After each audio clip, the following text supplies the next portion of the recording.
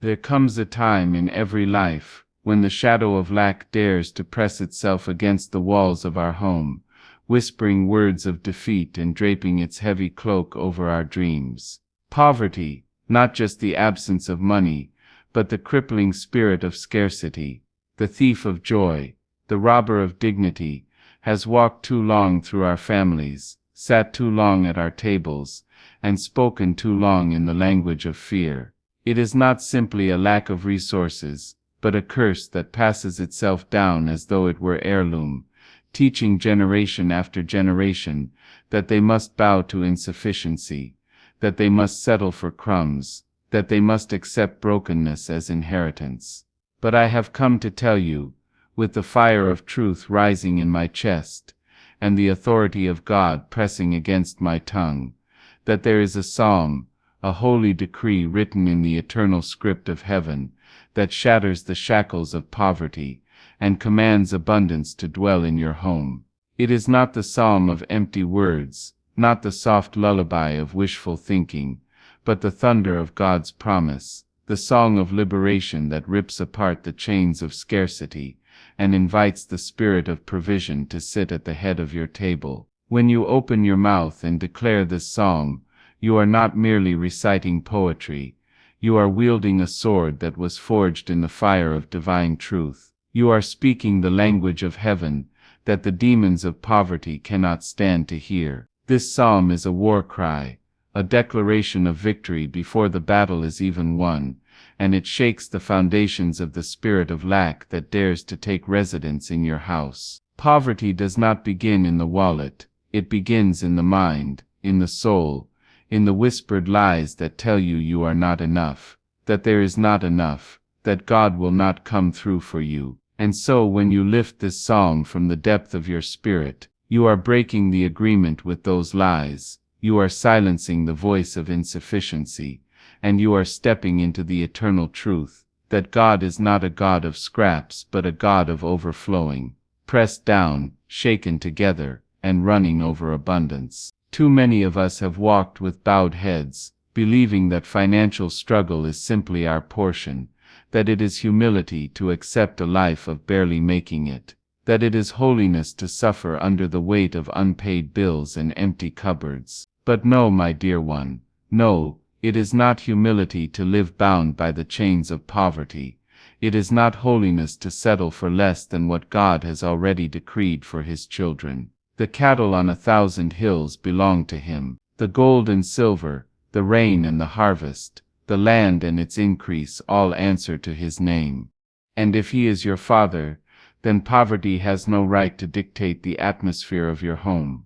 If He is your shepherd, then lack cannot shepherd your children. If He is your provider, then insufficiency must bow and leave when His word is spoken over your dwelling place. There are spirits, ancient, stubborn, relentless, that attach themselves to families, spirits that whisper through generations, spirits that convinced your grandmother to believe she could not rise, spirits that told your father he was destined for struggle, spirits that tell you even now that abundance is for other people, but not for you. These spirits are not just habits, they are spiritual strongholds, enemies of your destiny, assassins of your peace. They teach you to sabotage yourself, to accept little, to fear money, to distrust the very blessings God longs to place in your hand.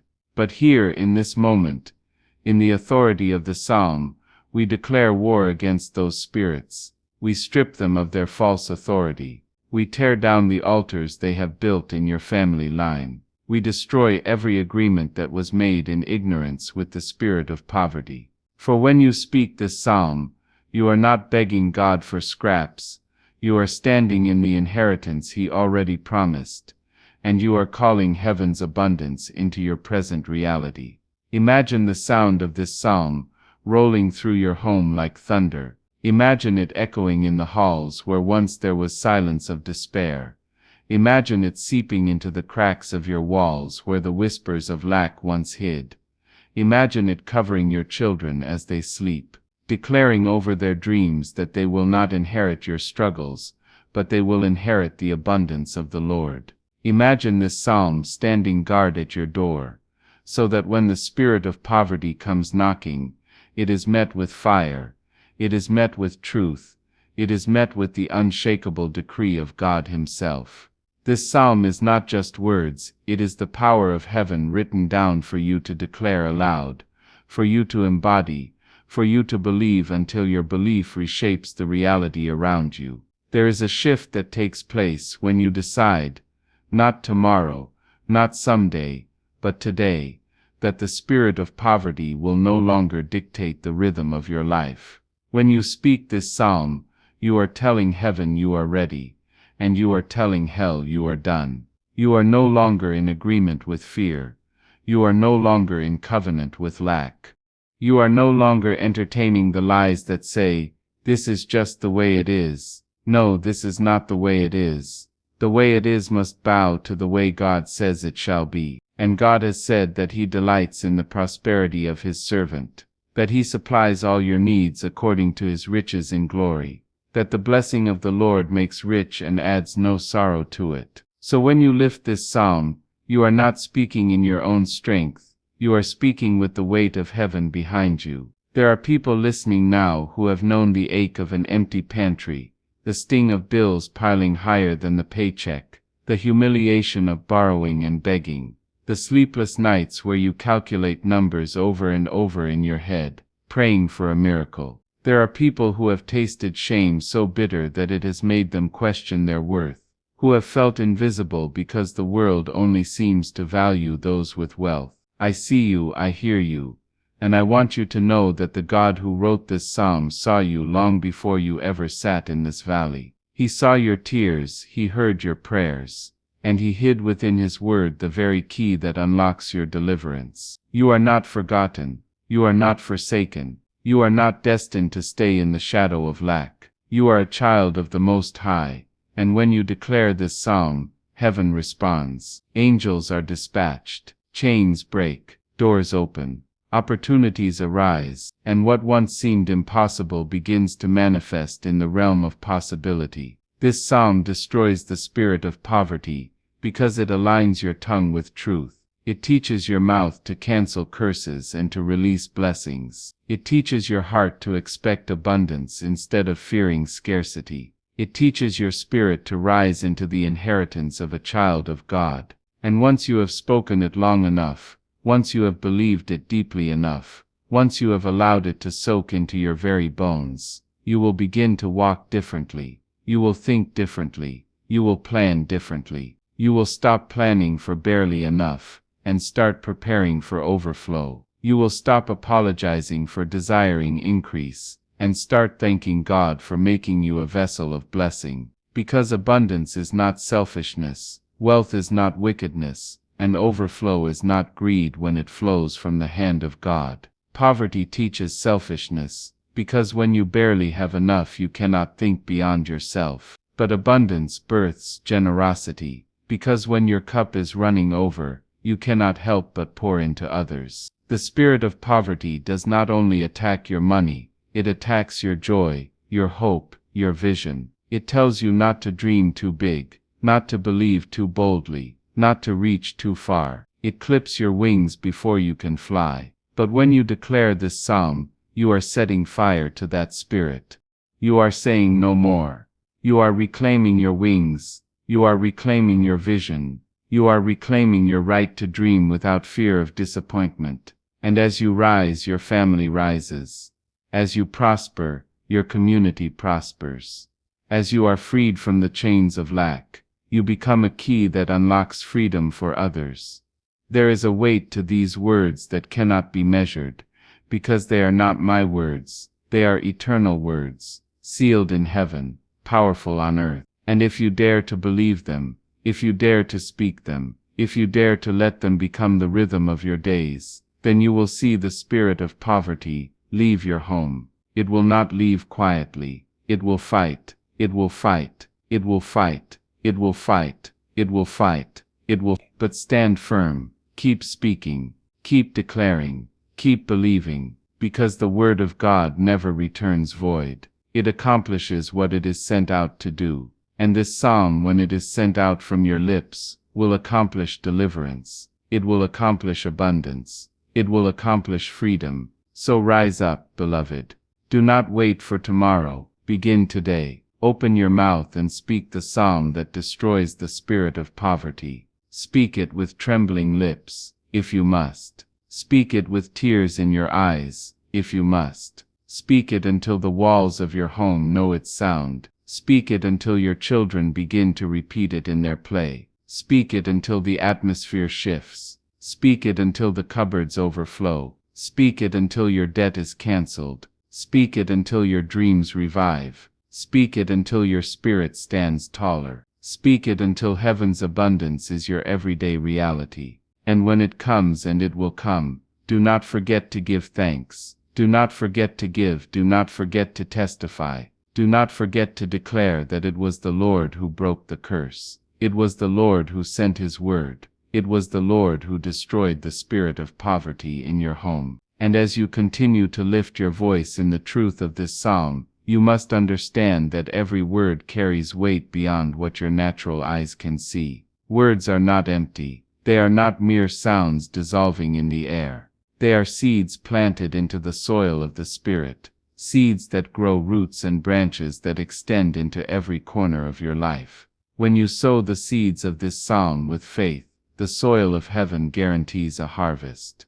And oh beloved, the harvest is not just a meal for today, it is a garden for generations to come. When you speak this psalm, you are not just fighting for yourself, you are fighting for the children who have yet to walk across your floorboards. You are fighting for the grandchildren who will carry your name long after you are gone. You are uprooting the thorn of poverty so that it will not pierce them. You are breaking the curse so that they will not inherit it. You are declaring that they will not know the chains you had to break, but they will know the freedom you dared to believe for. The spirit of poverty trembles when you choose to believe, because belief is the very ground it cannot hold. Poverty thrives on doubt. It thrives on fear. It thrives on despair. It finds nourishment in every moment you say, "It will never change." It grows taller when you whisper, "This is just my life." It strengthens when you bow your head and accept lack as your destiny. But when you believe, when you stand up and look the spirit of poverty in the face, and declare the words of this psalm, you drain its strength, you strip its power, you call forth heaven's armies to push it out. Belief is the greatest weapon you will ever wield, because it pulls the unseen into the seen, it calls the eternal into the temporary. It takes what God has already spoken in heaven, and pulls it down into your living room, into your bank account, into your cupboards, into your heart. And some will say, "But I have spoken before, and nothing changed. I have prayed before, and the cupboards remained empty. I have declared before, and the bills still arrived." But let me tell you, persistence is the key that breaks the door wide open. The enemy's last defense is to convince you to quit too soon. He knows he cannot stand against the word of God, so he will try to wear you down. He will try to whisper that it's useless. He will try to make you tired. He will try to make you laugh at yourself for believing. But do not give him that victory. Do not give him your silence. If you must crawl, crawl with the psalm in your mouth. If you must cry, cry with the psalm in your breath. If you must wait, wait while declaring the psalm with unshakable faith. For when the word goes forth it cannot fail, and when the psalm is declared, it will accomplish what heaven sent it to accomplish. The spirit of poverty has a way of disguising itself. It will not always come as an empty pocket. Sometimes it comes as constant worry, so that even when you have enough you are never at peace. Sometimes it comes as jealousy, whispering that what others have will never be yours, teaching you to envy instead of to expect. Sometimes it comes as sabotage, pushing you to spend what you should save, urging you to waste what God entrusted to you, convincing you that you are not worthy of increase. And sometimes it comes as pride, cloaked in false humility, telling you that you are too holy to ask God for abundance, that you should settle for less, because wanting more is greedy. But let me tell you, it is not greed to want enough for your children to thrive. It is not selfishness to desire a life where you are free from chains. It is not arrogance to claim the promises that God Himself has spoken. The psalm destroys all these disguises. It cuts through the lies. It exposes the enemy, and it commands the truth to shine. This psalm carries the rhythm of heaven. When you speak it, you are stepping into harmony with the Creator of the universe. You are declaring in sync with His heartbeat. Poverty cannot stay where God's heartbeat is welcome. Lack cannot remain in a house where His word is alive. And I tell you now, every time you recite it, the angels bend their ears to listen, heaven leans closer, the Spirit of God moves through your home. Your words may feel small, but in the Spirit they are mighty. They strike the enemy like lightning. They set fire to his altars. They scatter the darkness that tried to claim your destiny. Picture it now, a table spread wide in your home, a feast where laughter returns, where the eyes of your children no longer carry worry, where your spouse no longer counts coins in fear, where the air in your house is filled, not with the heaviness of lack, but the fragrance of joy. Imagine cupboards that no longer mock you with their emptiness, but sing of God's provision. Imagine your bills no longer haunting you, but being paid with peace, with dignity, with the overflow of blessing. Imagine waking each morning not with dread, but with gratitude, because the psalm has opened the floodgates of heaven over your home. This is not fantasy. This is not a dream too big. This is the reality that God longs for you to walk in. You must speak with authority, beloved. You must speak as though the psalm is alive, because it is alive. It is living. It breathes. It carries power. It has walked through centuries, through wars, through storms, through wilderness, through exile, through triumph. It has delivered kings. It has comforted the broken. It has guided the lost, and now it is here to destroy the spirit of poverty in your home. Do not whisper it with hesitation. Declare it with boldness. Do not speak it as though you are testing it. Proclaim it as though you are wielding the very sword of God. Because that is what it is. It is sharper than any double-edged blade. It divides truth from lies. It pierces the darkness. It will not fail you. The moment you believe, everything shifts. Heaven waits for your agreement. God has already declared abundance over your life, but He waits for you to step into alignment. The psalm is your agreement. It is your yes. It is your signature on the contract of abundance. And once you sign it with your voice, once you seal it with your faith, no devil, no curse, no generational chain can stop what God is about to release. The spirit of poverty may scream, but it cannot win. It may linger, but it cannot stay. It may threaten, but it cannot touch you. You belong to the Lord, and the Lord does not abandon His children. Do not be surprised when opposition rises. Do not be startled when life tries to shake you, when sudden bills come, when unexpected struggles appear. That is the enemy's last attempt to test your faith. But do not waver. Do not give him the satisfaction of your despair. Instead, open your mouth wider. Speak the psalm louder. Declare the truth bolder. The louder the storm, the louder your praise. The fiercer the battle, the stronger your declaration. For storms do not last forever, but the word of God is eternal. And if you cling to it, you will outlast every storm.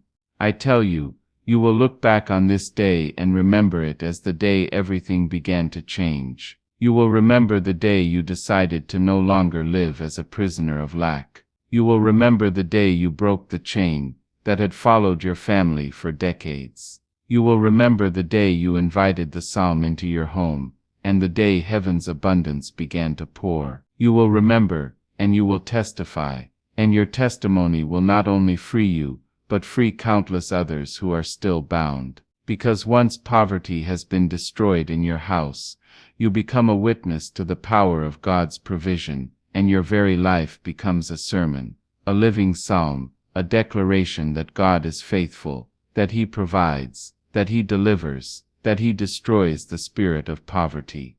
So tonight, tomorrow, and every day after, lift your voice with courage.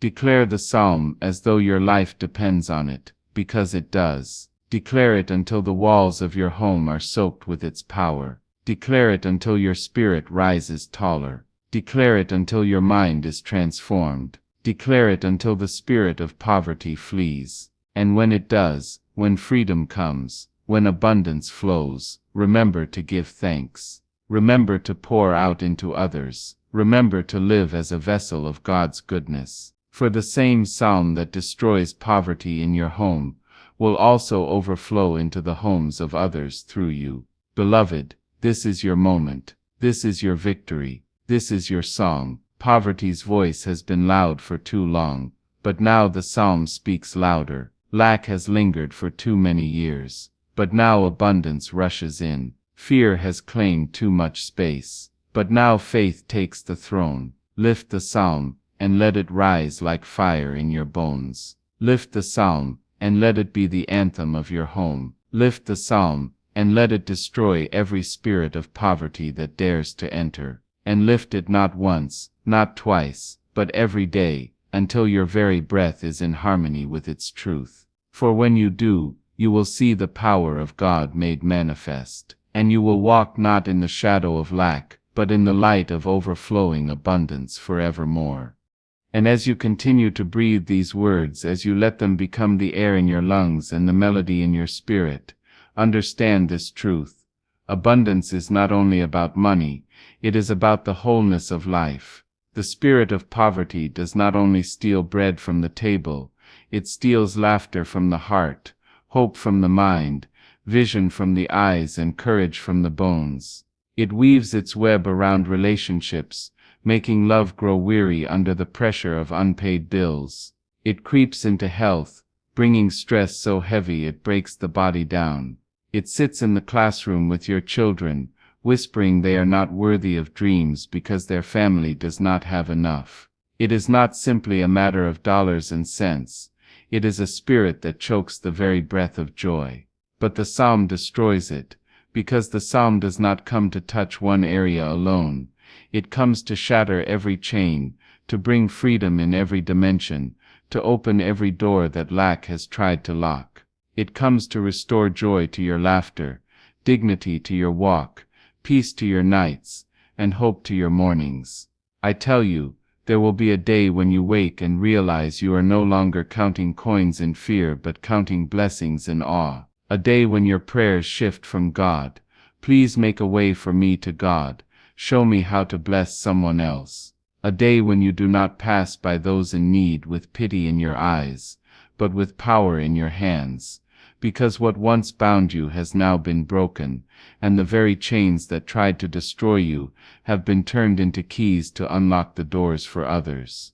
This is what happens when the psalm takes root. It multiplies. It spills over. It overflows. Because God does not bless you only for yourself. He blesses you to become a river, a flowing stream that refreshes everyone who touches it. You may feel unworthy. You may think your mistakes disqualify you. You may believe that abundance is for someone holier, someone smarter, someone with better beginnings. But I declare to you now, none of that matters. The Lord delights in choosing those who feel forgotten. He delights in lifting up the humble. He delights in showing His glory through those who had nothing but faith to cling to. He is not searching for perfection. He is searching for trust. And when you trust Him, when you take His psalm and speak it with trembling hands but unshaken faith, you will find that He makes up the difference. He steps into the gap. He takes your little and makes it overflow. He takes your brokenness and turns it into beauty. He takes your history of lack and transforms it into a testimony of abundance. The spirit of poverty will try to remind you of every failure. It will replay the sound of debt collectors, the humiliation of asking for help, the tears you shed when you could not provide. But you must silence it with the psalm. Let your declaration be louder than your memory. Let your faith be stronger than your shame. Do not dwell on what was, for God is doing a new thing. He is opening rivers in the desert. He is making pathways in the wilderness. He is setting a table in the presence of your enemies. The psalm is proof that your story is not over, that your home will not always be shadowed by lack, that your name will not always be associated with struggle. Your story is being rewritten even now, as the words of this psalm leave your lips and climb into the ears of heaven. Do you know what happens when a child grows up in a house where poverty has been destroyed? They dream without fear. They play without worry. They walk into the world knowing they are not limited by yesterday's chains. They carry themselves with dignity, because they know lack does not define them. That is the legacy you are building when you declare this psalm. You are not only speaking for yourself, you are speaking for your bloodline. You are setting a new standard, a new atmosphere, a new inheritance. Your children will thank you. Your grandchildren will rise up and bless your name. They will say, "It was here in this house with this psalm that the curse broke." They will live freer because you dared to believe. And so I urge you, beloved, never let a day pass without declaring the psalm. Let it be the first sound of your morning and the last song of your night. Let it dwell in your conversations. Let it guide your decisions. Let it strengthen your spirit when the world tries to shake you. For every declaration is another blow to the spirit of poverty, every word another crack in the foundation of lack, every recitation another key turning in the lock of your prison. You may not see it all at once, but little by little, moment by moment, word by word, the chains are falling, the walls are crumbling, the doors are opening, and one day you will look around and realize the prison you once lived in has vanished, and in its place is freedom, peace, and abundance beyond measure. You must also understand that the psalm does not work in isolation from your actions. It is not magic, it is alignment. When you speak it, your mind begins to shift, your habits begin to change, your spirit begins to rise. You start making choices not from fear of lack, but from the vision of abundance. You begin to steward your resources with wisdom, to plant seeds with intention, to walk through doors with courage. This is how heaven partners with earth. God gives the word, you declare it, and then you live as though it is already true. And as you live it, heaven breathes upon your obedience, multiplying your little into much, turning your steps into testimonies, guiding you into opportunities you never imagined. The psalm is not only about financial wealth, it is about the wealth of the soul, the wealth of joy, the wealth of peace, the wealth of purpose. For what use is money if your spirit is broken? What use is gold if your heart is heavy? God longs to give you more than coins. He longs to give you wholeness. He longs to see your family not only eating well but living well, not only dressed well but resting well, not only surviving but thriving. This is the true destruction of the spirit of poverty, not merely the filling of bank accounts, but the overflowing of life in every form. And that is what this psalm promises. That is what this psalm delivers. That is what this psalm declares until it becomes reality. And when the day comes, as it surely will, when you step into the abundance you have been declaring, do not let comfort make you forget the fight. Do not let ease make you silent. Keep the psalm alive in your home, not because poverty still has power, but because thanksgiving must always rise. Teach it to your children. Let them know the power of the word. Let them see with their own eyes the chains you broke. Tell them the stories of nights you cried, but still declared, of days you were weary, but still spoke the psalm, of moments when you had nothing but chose to believe in everything God promised. Your testimony will fuel their faith. Your journey will anchor their belief. Your words will become their inheritance. This is not the end, beloved. This is the beginning. For once the spirit of poverty is destroyed, the spirit of abundance begins to expand. You will see not only your house transformed, but the houses around you. You will see not only your table filled, but the tables of your neighbors blessed because of the overflow God pours through you. You will walk into rooms and bring light where once there was despair. You will speak into lives still bound by poverty, and declare freedom with the same authority that set you free. You will not simply be a receiver of the Psalm's power, you will be a carrier of it, and through you, through your voice, through your testimony, God will destroy poverty in home after home, generation after generation. So hold fast, do not grow weary, do not let doubt silence you, do not let fear weaken you.